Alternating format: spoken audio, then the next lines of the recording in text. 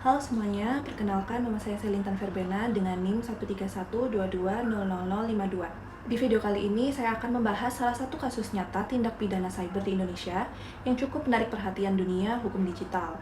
Kasus ini adalah putusan Mahkamah Agung nomor 6151K/PID.Sus/2024 yang diputus pada tanggal 4 Oktober tahun 2024. Kasus ini memperlihatkan bagaimana Undang-Undang Informasi dan Transaksi Elektronik atau UU ITE diterapkan secara nyata untuk menjerat pelaku kejahatan cyber berupa hacking atau akses ilegal terhadap sistem elektronik.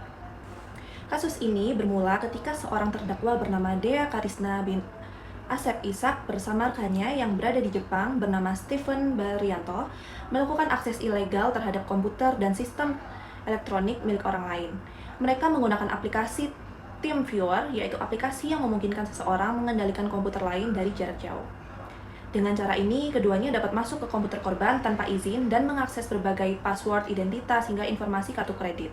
Data-data tersebut kemudian digunakan untuk melakukan transaksi online ilegal, mulai dari berbelanja, main judi online, hingga membeli minuman keras. Dari tindakan ini, mereka mendapat keuntungan sekitar 600 juta rupiah dan korbannya mencapai lebih dari 150 orang. Perbuatan ini jelas bukan hal sepele karena melibatkan akses tanpa hak, pencurian data pribadi, dan penyalahgunaan sistem elektronik. Kasus ini disidangkan di Pengadilan Negeri Klaten dan hakim menyatakan bahwa Dea Karisna terbukti bersalah melakukan tindak pidana akses ilegal sistem elektronik sebagaimana diatur dalam pasal 30 ayat 1 junto pasal 46 ayat 1 UU ITE. Hakim menjatuhkan pidana penjara selama 1 tahun 6 bulan serta denda sebesar 50 juta rupiah. Terdakwa sempat mengajukan kasasi ke Mahkamah Agung, namun kasasi ditolak karena Mahkamah menilai bahwa putusan sebelumnya sudah tepat secara hukum. Artinya, vonis pengadilan negeri tetap berlaku dan berkekuatan hukum tetap. Dalam Undang-Undang ITE, khususnya pasal 30 ayat 1 menyatakan setiap orang dengan sengaja dan tanpa hak atau melawan hukum mengakses komputer atau sistem elektronik milik orang lain dengan cara apapun. Sanksinya terdapat dalam pasal 46 ayat 1, yaitu pidana penjara maksimal 6 tahun dan atau denda maksimal 600 juta rupiah. Jika kita menganalisis berdasarkan unsur pidananya, unsur dengan sengaja terpenuhi karena pelaku secara sadar menggunakan aplikasi ini untuk meretas komputer korban.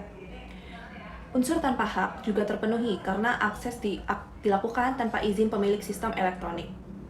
Unsur mengakses komputer orang lain terbukti melalui bukti log data dan transaksi digital. Serta ada kerugian nyata baik material maupun privasi bagi korban. Jadi, seluruh unsur delik UU ITE dalam pasal tersebut telah terpenuhi secara lengkap. Dalam pertimbangannya, hakim menilai bahwa bukti-bukti digital seperti rekaman aktivitas TeamViewer, log data, dan tangkapan layar transaksi online dapat dijadikan alat bukti elektronik yang sah, sesuai dengan pasal 5 ayat 1 UU ITE.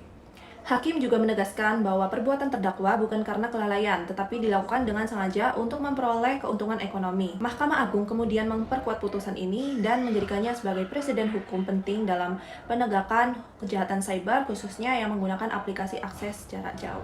Kasus ini juga menjadi bukti bahwa peradilan Indonesia semakin siap menghadapi kejahatan cyber, meskipun tantangan pembuktian digital dan kerjasama lintas negara masih cukup kompleks.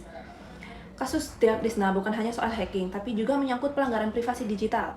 Perbuatannya relevan dengan Undang-Undang Perlindungan Data Pribadi tahun 2022 karena pelaku telah menyalahgunakan informasi pribadi untuk kepentingan ilegal. Hal ini menjadi pengingat bagi kita bahwa data pribadi adalah aset yang harus dijaga, serta sekali bocor di dunia digital, dampaknya bisa sangat luas, mulai dari penipuan, pencurian identitas, hingga kerugian finansial. Dari kasus ini, kita belajar bahwa akses ilegal terhadap sistem elektronik merupakan tindak pidana serius yang memiliki konsekuensi hukum nyata. Pembuktian dalam kasus cyber memang tidak mudah, tapi kemajuan teknologi forensik digital kini membuat pelaku sulit bersembunyi. Selain itu, masyarakat juga harus semakin bijak dalam berinternet, tidak mudah membagikan data pribadi, atau memencet link-link yang biasa dibagikan oleh penjahat cyber. Kemudian, memahami bahwa segala aktivitas digital dapat dipertanggungjawabkan secara hukum. Dalam putusan Mahkamah Agung nomor 6151K/PID.Sus/2024 menjadi bukti bahwa UU ITE dapat diterapkan secara efektif untuk menegakkan keadilan di dunia maya. Sekian penjelasan dari saya. Terima kasih. Wassalamualaikum warahmatullahi wabarakatuh.